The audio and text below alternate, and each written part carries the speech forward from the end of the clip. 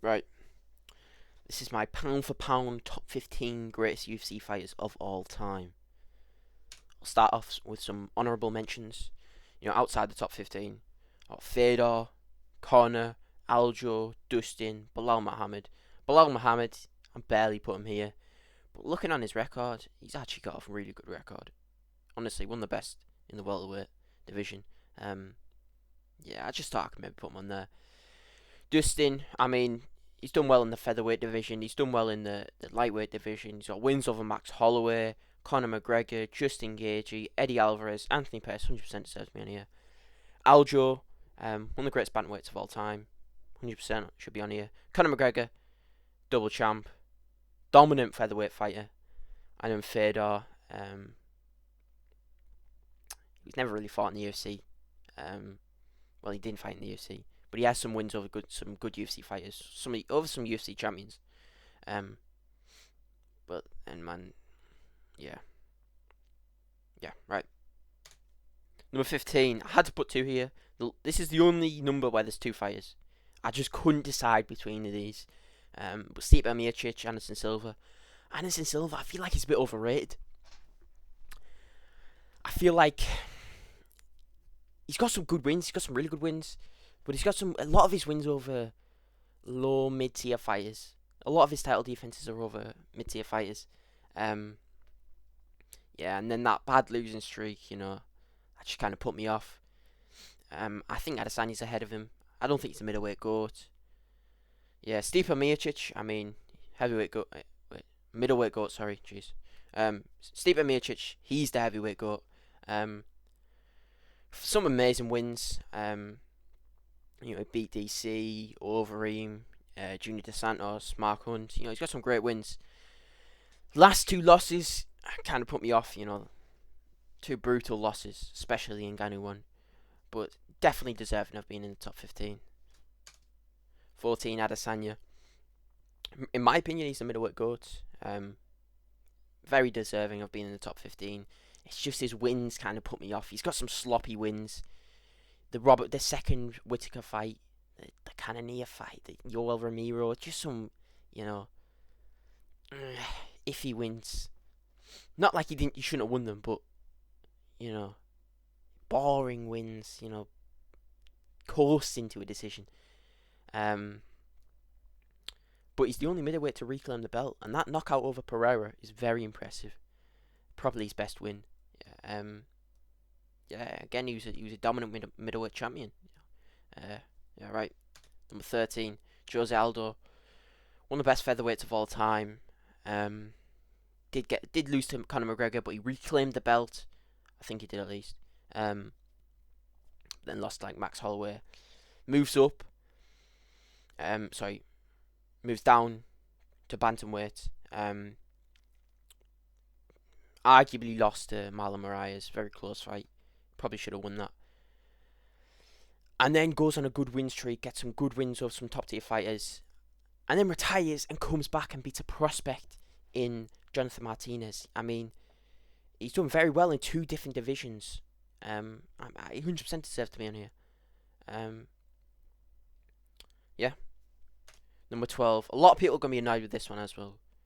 A lot of people have him in the top 5. But I just think when he fought in the flyweight division, at his time, it was dead. A lot of his wins, his title defenses, are over mid-tier fighters. He had one really good win over Henry Cejudo. But who else did he beat? Joseph Benavidez? John Dodson? Not that good wins in my opinion. Yeah, and then he got knocked out in a different division, a different organisation. Did win in the rematches, but still. He does have, I think, the most title defenses, or one of the most. And he's the greatest flyweight of all time, so you've got to put him in here. But I do think his record's a bit overrated. Number 11, Merab Dvalishvili. The streak this man's been on, I think it's a 12-fight win streak. Just beat Umar, who was undefeated, and a bad matchup. A very bad matchup for Merab. Battered Sean O'Malley, who, in my opinion, was a bad matchup as well. Peter Yan, Henry Cejudo, Jose Aldo, Marlon Moraes. His record's amazing. In my opinion, he's the bantamweight goat. Um, Again, yeah, great record. He's fought tough matchups, and he's champ. Yeah. Number 10, Usman. I do think Usman's a little bit overrated. He is one of the greatest welterweights of all time, but half of his title defenses against Covington and Masvidal. Masvidal was a journeyman, and Kobe isn't even that good. Just that kind of put me off that. And then his losing streak lately, you know. But you still got to put him top 10. I mean, he's done a lot. In his prime, he was so dominant. I think he's pound for pound at one point, or one of the pound for pounds, like top 5, top 3. Phenomenal fighter. His record's all right, but he had some iffy decisions with Kobe. Yeah, man, yeah. But he still deserves it. He's one of the best welterweights of all time, so he still deserves being here. Number 9, Max Holloway.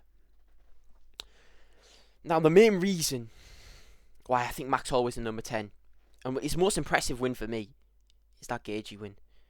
He went up a division, right, and fought the next in line for the title shot, and he knocked him out.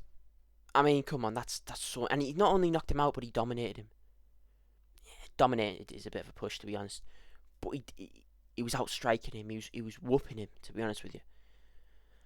Yeah, man. He's also one of the greatest featherweights of all time. Only losses are to the champions.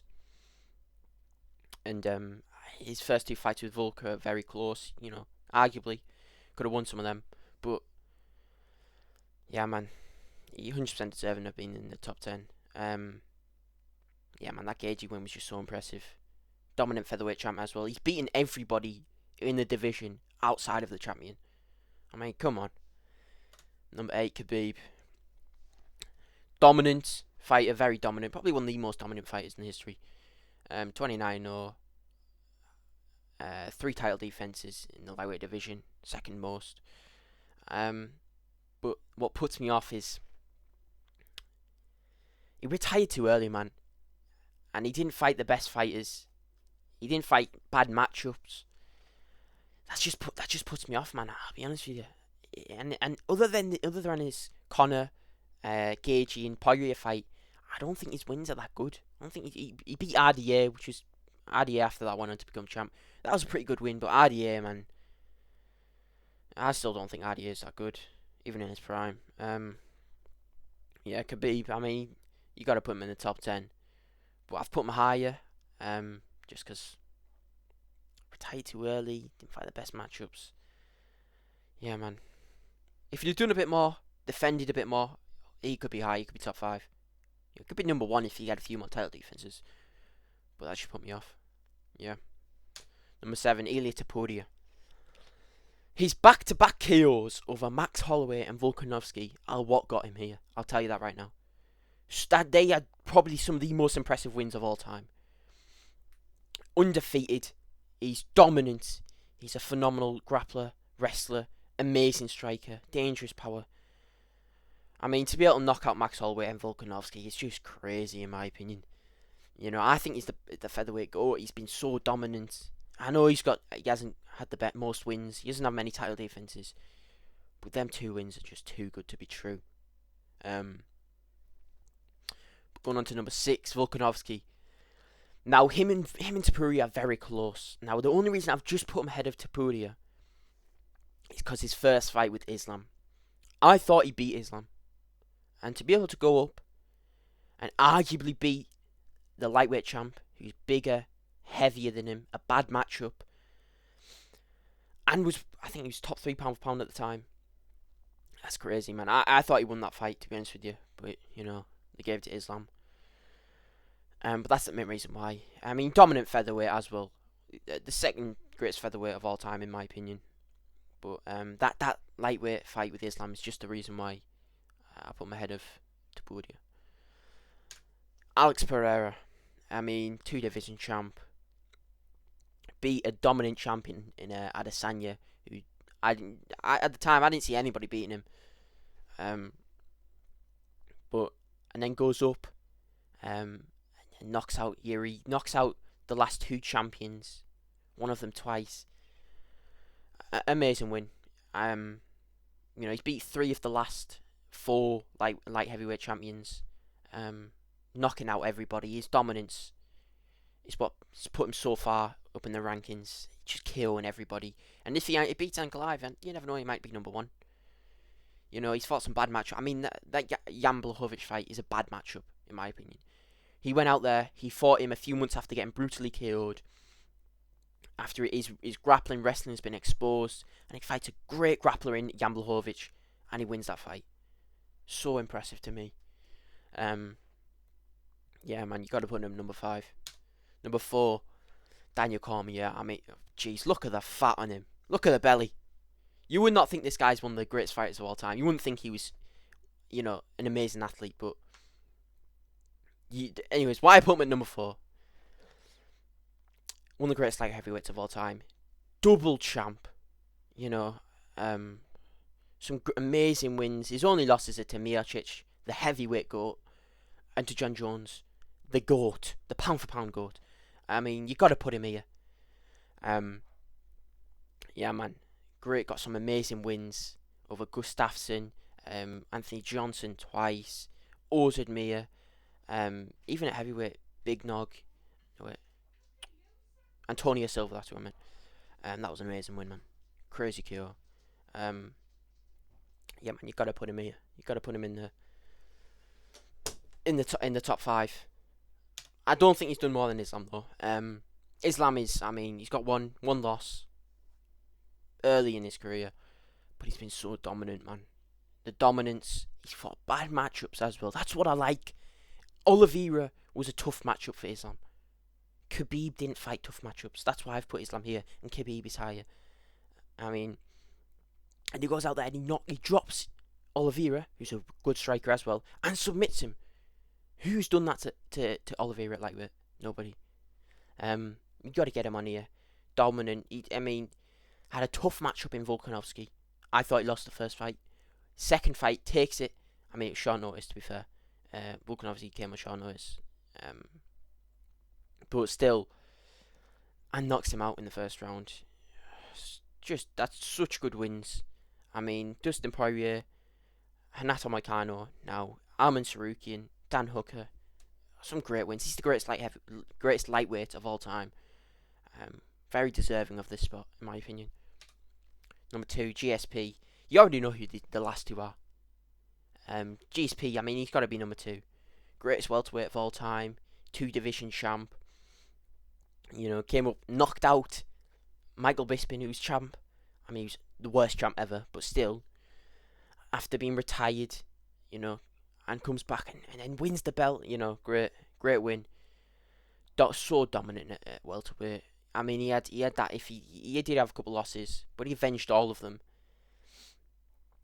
I did have an iffy decision at the end of his career though with Johnny Hendricks. I won't lie, but his dominance. I mean, he's so deserving of this spot. Yeah, man, you got to put him here. I don't see anybody else who could be number 2, in my opinion. I don't think you could put anybody else at number 2 or 1 other than these 2. GSP and John Jones. You already know who's number 1. Greatest fighter of all time. 2-division champ. Undefeated. He had a disqualification loss, but that's, I mean, come on, that don't even count. That wouldn't even be a loss now. That's legal now. But yeah, amazing wins. Some amazing wins.